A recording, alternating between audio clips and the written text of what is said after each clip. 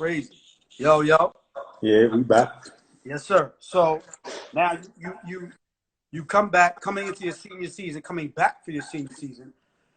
You're in the best shape of your life, physically, Yeah. mentally. Where are you at mentally? I ain't got my guys with me. Mm. You know what I mean? Cisco, Drab, Larry, gone. All my guys. I mean, I still had Juan Palacios, my guy, Brandon Jenkins, but you know what I mean? My core is gone. You know what I'm saying? Like, so, and we in the Big East. Yes. So before was Conference USA, not going to call it, we in Big East with Villanova, the three-headed Randy Foy. Yes. You know what I'm saying? Alan Ray, Nardi, Quincy Doobie at Rutgers. Feel me? So it was a fight. You know what I mean? I was like, yo, if I had my guys with me, yeah, we ready to go. But I'm like, I got all freshmen. I got T. Will, ended up, you know what I mean, good. You know what I mean? Andre McGee. Then I had a few more freshmen that just didn't pan out. So it was like, it's on me. You know what I mean? Now, so everything, you know what I mean, they're going to know my weaknesses. They're going to double team. They're going to do everything. I ended up getting injured, a high ankle sprain. And I ain't never, I've dealt with injuries before, but that there, because you can't really diagnose it. You don't know what it is. So that held me down for like 7 games, bro. And that killed me. That ended up killing me. But I averaged about 19 that year. 19, second team cool. conference. Yeah. But it was just, you know what I mean? We went from Final Four to NIT. And that right there, that killed me. You know what I'm saying? Do you well, first thing first. Now you round out your career at Louisville close to, you score close to 1,700 points. Yeah. You are the career leader in 3-point field goals made. Yeah. 361. I don't know if it still stands, but at one point you had the record for the most threes hit in the history of the university with 9. Yeah. You carved out and you had an excellent career at Louisville. Your senior year, after your senior year, did you feel like going from the Final Four to the NIT? Obviously, you did well statistically, but collectively, you guys didn't do as well. Do you think that affected your stock, so to speak? Now, this is where I started, because I never paid attention to the media. I never paid attention to the critics. That senior year was the hardest year of my life. Granted, because remember I told you, when I came in my freshman year, I had nowhere to go. I couldn't go back. So coming into my senior year, it was like I got a 10-month lease before I get out of this apartment. You know what I'm saying? It's like, yo, I got 10 months to make something happen. So when it started getting to the end is when I started paying attention to what they saying. Oh, he's not a point guard. You know what I'm saying? Like, he can't lead a team. He can't. That started to weigh on me to where I stopped going to the gym. You know what I'm saying? I was just, everything that I built this on, I stopped doing it because I'm like, shit, it was overwhelming. I'm going to be real with you. Like, it's like, yeah, I knew I wanted to travel the world. I didn't know how Europe worked. I didn't know how that. I just thought if you don't get drafted, it's over. Right. You know what I'm saying? So did you have anybody aside from Coach Pitino? Was there anyone else? Excuse me. Was there anyone else in your corner supporting you and helping you navigate? Now, you know what? See, that I alienated a lot of people. You get what I'm saying? I did, because that's just the way. How do I say it correctly without? It wasn't the people. It wasn't the people. It wasn't the people. It was me. You know how Kobe said, I'm just not a good friend. You get what I'm saying? Yes. I'm not a good friend because I put all my energy into this. So I don't have time to, you know what I mean, pay attention. I can't be a good friend. And to this day, when I'm done now, I realize the damage I've done. You get what I'm saying? It was like, damn, I look back and I say, I was a horrible friend. Like, I ain't pay attention to birthdays. It was just, yo, I got these blinders on for this, but I didn't pay attention to the little stuff. So when you say people in my corner, it wasn't that they wasn't there, it's that I just wasn't thinking like that. You know what I'm saying? Well, So let me ask you this. You were trying to be the best you that you yeah, could possibly be, right? yeah, And the way you saw fit, you said, I gotta get up 4:30. I gotta get up at 5. yeah. I gotta sleep in the gym. Mm-hmm. You had a goal. Your mindset. You had listen, and I look you had that Mamba mentality, Yeah, right? yeah, yeah, So I don't know if you can say you deliberately said, I'm not going to be a good friend. There was yeah, something that you saw that you wanted. You had things that you wanted to accomplish, and you said, look, this is the only way that I'm going to get to my destination. This is the only way that I'm going to fix my current situation. And yeah, that was by immersing yourself in your craft. yeah. That's a fact. But you also, everybody has this chip on their shoulder, me against the world mentality. And now that I'm out of it, I'm sitting there saying, I got to change that mind because it doesn't have to be that way. Yeah, You get what I'm got you, saying? Because got you. in the environment we come up in, you got to show that you tough. You got to show that you strong, and you don't show no weakness. You show that weakness when you by yourself and you know what I mean. And if you keeping that type of stuff in, it's gonna show somewhere in your, you know what I mean, in your. Yes, And for me, I did definitely. that, and I had to go back to the dorm room, and I had to weigh the world on my shoulder. I had nobody to, you know what I mean, release that on. So Mm, my senior year was tough, man. mm. I'll be honest with you. By the time we got to the end, I'm like, yo, they wanted to play in the NIT. I'm like, nah, I'm good. They had to collectively come to my dorm room and be like, yo, like, come on, let's.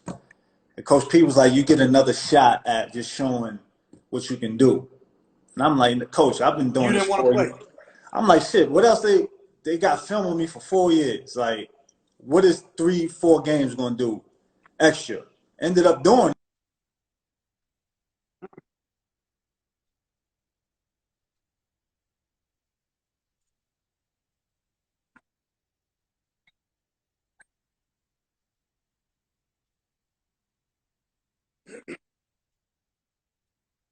That was tough, man.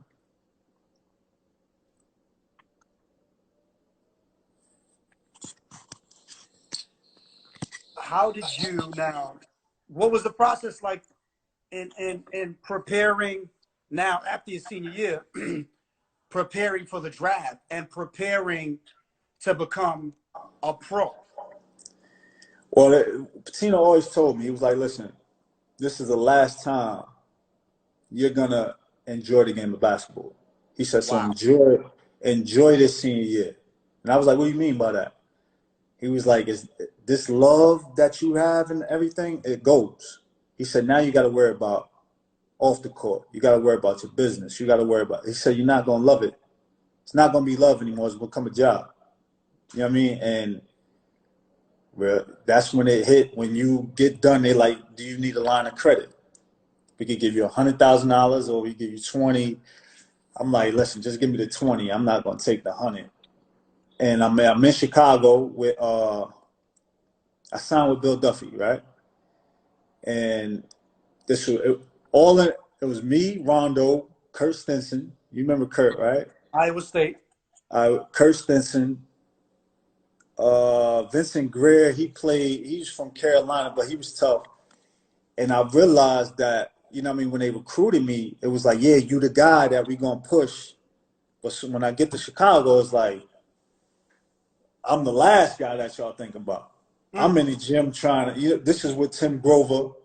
He's on actually the Jordan series right now, but I was Tim Grover, and it was like, I could have been getting the work that I really needed back at Louisville, than coming out here. You know what I'm saying? I'm out there just going through the motion.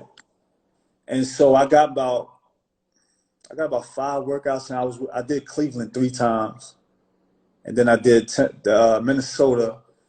But I was chasing, like nobody wanted to get in the workout with me. Granted, because I come from Patino's system. Think about it.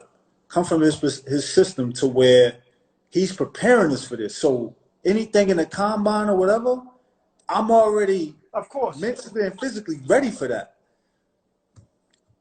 I'm a wolf at that moment. You're not gonna put your guy against me in a workout. It's just not. If this guy is highly supposed to get drafted high, you're not gonna put him in a workout with me, because I'm gonna push you to the point where it's either you're gonna get exposed or you're gonna bust my ass. Either one, but you're gonna have to bust my ass, and nobody was willing to work out. So ended up not getting drafted, but going to San Antonio for the summer league. And they flew me out there 2 weeks earlier with CJ Watson. I don't know if you remember him. Tennessee. And I was tearing CJ ass up the whole 2. I'm just being real with you, bro. Listen, talk your talk, man. I'm just being real. Like I was on one, and mind you, the dude, the head coach for the 76ers now was the assistant there, and him and Patino came up together.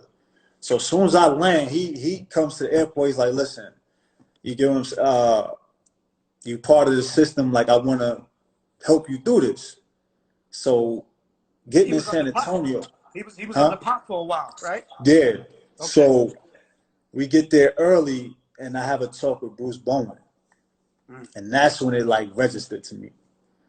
Bruce Bowen was like, Patino was I think he cut him when he was with Boston. Now I'm trying to remember that. And he had to go overseas. And when I walked in the gym, I've never seen somebody work on defense, bro. Now, you know how you come and you get your shots? This man had a whole practice on defense. That's just defense. On angles, moving his hands. And that's when he told me, he was like, yo, listen, your hands is everything on defense. He said, you could disrupt everything with just your hands. So if you ever saw me going into Europe, bro, I'm picking up full court, I'm swiping. Like as soon as you get the ball, I'm all in. So when I know when you going like this and you bob it, I got you. You know what I'm saying? Like I'm swiping, I may foul you. He'll look at the ref and be like, yo, look. When I see him do that, he's done. And this was Bruce. He told me that little small piece of it, bro, I was swiping at everything to the point where that's why I broke both my wrists, bro. Damn. Both of them? I have wrist reconstruction on both wrists. But that San Antonio experience changed my life.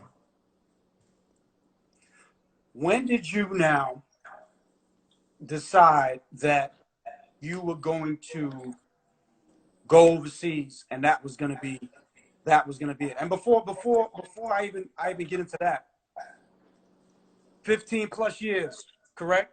Yeah. And correct me, if I'm wrong. We got Italy, we got Russia, we got Spain, we got Lebanon, we got France. You did your homework, bro. We got Turkey. Yeah. Did I say Greece? You didn't say Greece, but you on point. We had Greece. Yeah, you're on point. I mean, you said that you wanted to travel the world. You said you wanted to see the world. Yeah. Could you have envisioned it being the way that it is and the way that it turned out? See, the thing is people look at my resume and they be like, why the hell were you like you never stayed with a team? They thought something was unstable with me. Again, I wanted to see the world. So, yeah, I could have signed 2-3 years with a team, but I'm like, I didn't come over here for that. I came over here to get the actual experience. So if a team from another country had interest and they had more money, yeah, I'm going there. Like, I want to see what that's about. But I can, like, for me, like, I can, in my head, I know if I fly into Spain, I know exactly where to go. Mm. You get what I'm saying? Like, that's something somebody can't take from you. You know what I'm saying? And I realized that I'm like, damn, I'm blessed. Like, people would say, oh, you play in Europe? Like it was a knock. And I would be like, why would you look at that as like it's something lower than the NBA? Yeah, the NBA is the NBA. But it's actually harder. Because you think about it, it's 2 Americans to a team. Just think about how many seniors come out of college every year, right? It's only 60 spots to get into the league. Yep. So to get to Europe, it's only 2 Americans to a team. Do the math. And to be able to play 15, you got to reinvent yourself every year because it's a young dude that's hungry, that's coming for you. So I look at that as harder. Like, I'm like, you actually got to be able to play, because over there, you got to play the game. You got to know how to play the game. Right. You can be the top scorer for your university or whatever.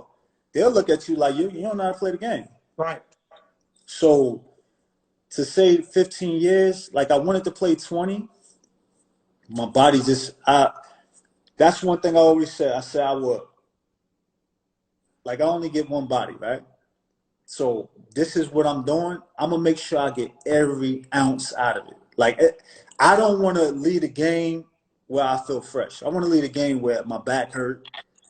You know what I mean? Like, ankles, everything. I don't want to lead a game where I could say, yo, I didn't give it my all. Again, I always bring Kobe references. That's why Kobe could say, I could walk away. Because he's like, yo, I gave it everything. Everything. My last 3 years, bro, I'm playing on 3 fingers. Nobody knew it. Like, I'm literally, because if I show you this, I got a scar here, right? They buried the nerve. I could only feel these 3 fingers. This is my shooting hand. I can only feel these 3. Bro, to this day, I can't bend. I can't. I signed a 2-year contract. They didn't know. I was on 3 fingers. They had no clue. Had no clue. And I would say, and they would just be like, but you look like you, bro, just from Pitino. I'm going to just be real with you. If it wasn't for Rick Pitino, mentally. I'm sorry, not to cut you off, but I was just getting ready to say, that's that Rick Pitino. And listen, a lot of you, but a lot of him. Yeah. You know what I mean? Yeah. That's both wrists, bro. I mean, both wrists, I can't feel but 3 fingers on both. So it's 6 fingers I'm playing with at a high level. And it was the most humbling experience because I couldn't do what I naturally could do. Like shooting the ball, like I was missing standstills. But it brought me to the point where I was like, you know what? I'm in this position to teach the young fellas. Like I could have been selfish and be like, yo, I need the ball. But then I realized, like, you're here for a reason, so you might as well teach. Right. So my last 3 years was just about teaching and pretty much enjoying the work that I put in. You know what I mean? We had a brief, and I still want to talk about, I really want to delve into your professional career, but we had a brief little combo earlier, and you said to me that you wanted to basically, make your announcement and pretty much. Yeah, man, I'm officially retiring, bro. Like, I mean, it's bittersweet, but I don't feel no type of regrets about it. But after the corona and everything that went down, I realized I can't be the old head selfish taking a younger player's spot. You know what I'm saying? And everything that I've been through that I tell you, coming from age 10 to now, I realized, a lot of guys go through all my career, either I didn't get paid or I was in a bad position through an agent. I'm just being real. It's not to knock no agents. I had to understand the game by myself. I had to understand that I was a percentage. You get what I'm saying? I was 10%. Mm. So all the work that I put in, an agent sitting back and just collecting 10% for the shit that I put in. And I can't see the conversation that you're having about me. I got to sit here and wait for you to bring me the numbers, but I can't see what y'all was talking about. Mm. So that for me, I had a control issue. You get what I'm saying? I was like, if you work for me, why is it that this is a secret? I Right. need to know every email, every CC. I need to see it. Sir. And so I took advantage of. I'm like, you know what? I need to learn this business. I need to learn what's going on because I saw my teammates that would just blindly be like, "Oh, my agent's taking care of that." I'm like, "You don't know what's going on?" Nah, he got it. And I'm like, "There's no way you're the business. You know what I mean? You're the Right. product. You don't know. So you know what I'm saying? You're the product. So why don't you know these things?" And so I spent my last 6 years like really learning the business. And then coming from the environment that I came from in my childhood, I realized that we as players, we don't take advantage of who we are. You know what I'm saying? So me retiring was like, you know what? It's another passion. You know what I mean? I learned from the best Patino. I learned how to structure. You know what I mean? Like I've been through it, so why not pass this knowledge that I have on to the youth? And that's what I'm doing, man. I'm gonna become a full-time agent and pretty much, try to change this game. Try to change the way the players think about themselves. You get what I'm saying?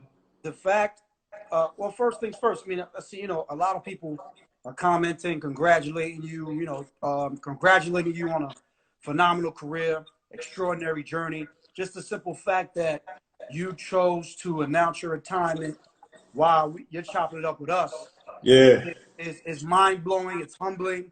You know what I mean? yeah. Salute to you. I told you Appreciate this you, brother. earlier, man. When I first obviously saw you play at Louisville, you reminded me so much of Dewan Wheat, who was one of my all-time favorite guards and one of the best guards, in my opinion, to come out of Louisville. But Yeah, the simple fact that, man, you had peace. You gave the game everything you had. You competed at a high level, yeah. um, and you did it. You pretty much did it with class, man. And with that being said, we want to congratulate you, man. Salute you on your Appreciate retirement. that. Uh, that's a blessing, and now you can pretty much pass on what you've learned. Yeah, And it's important. It's important. yeah. And also, I'm going to say is players don't give credit. Nobody ever does this on their own. You know what I'm saying? Like it's like they really said it takes a village to raise a child, right? And for me, there was people in my life that got me to this point.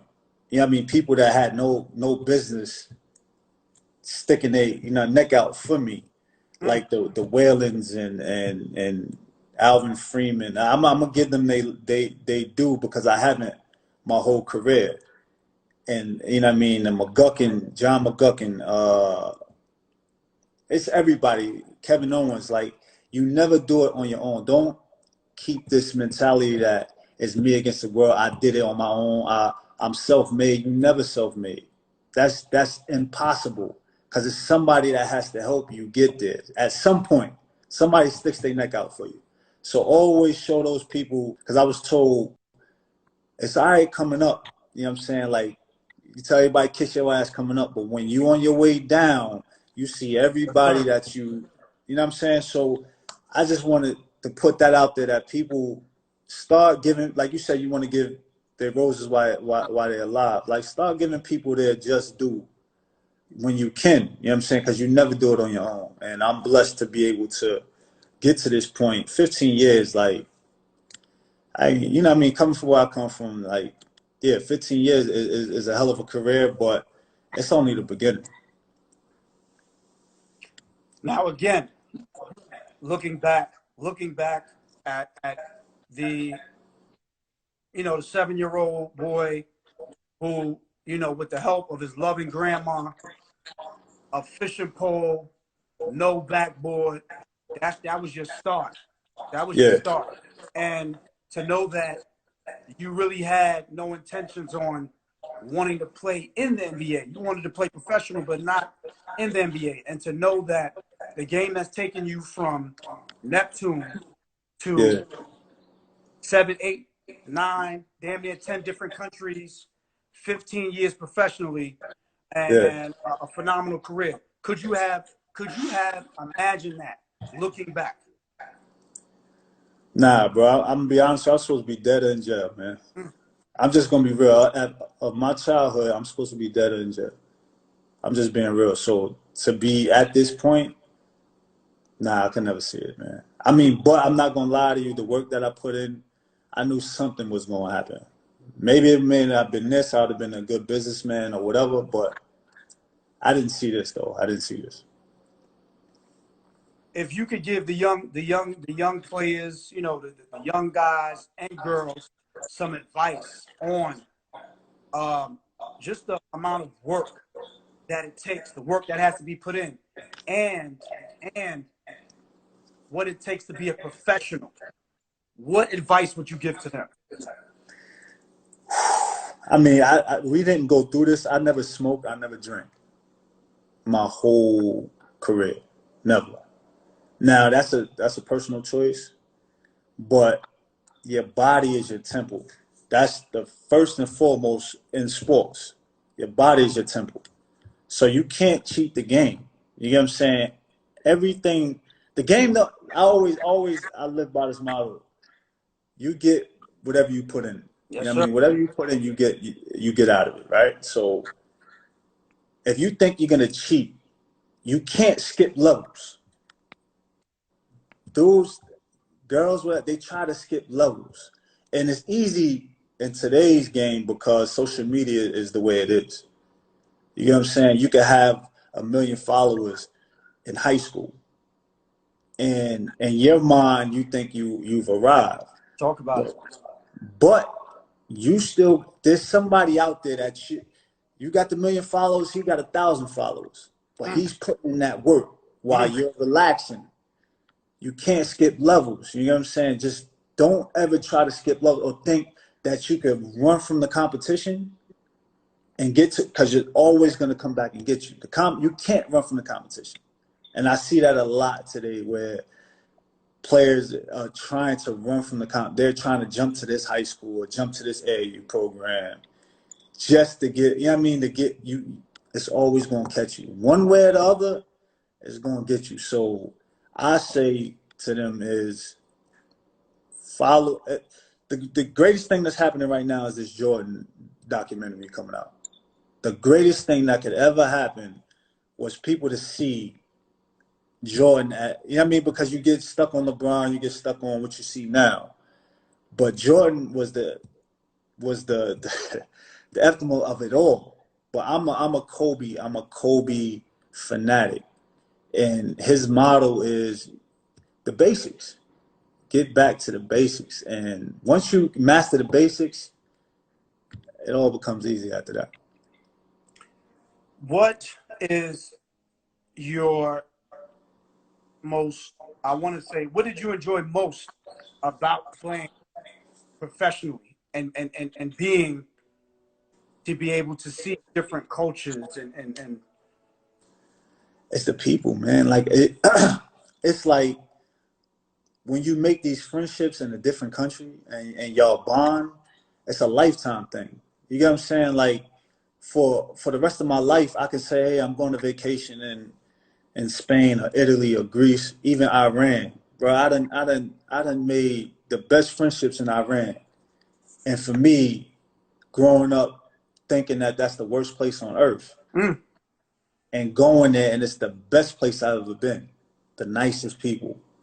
You know what I'm saying? And I got friendships there that's gonna last a lifetime. So I can go anywhere in this world and say, listen, I've made an impact. That's the thing. I've made an impact on different parts of the world. I've made it to where these people love me. And so that's for me, That's the best thing on earth. I'm not local. You know what I'm saying? I'm worldwide. I can say that, and that's a blessing, man. Like I've made so many friends over there that you know what I mean. It's the best thing on earth. What's one of the biggest misconceptions about playing overseas? That Europeans are behind. That is like the basketball is weak. That's a lie, bro. When I say they're watching everything that the Americans are doing, Right. and they got them on the radar. It's not like, oh, I'm scared.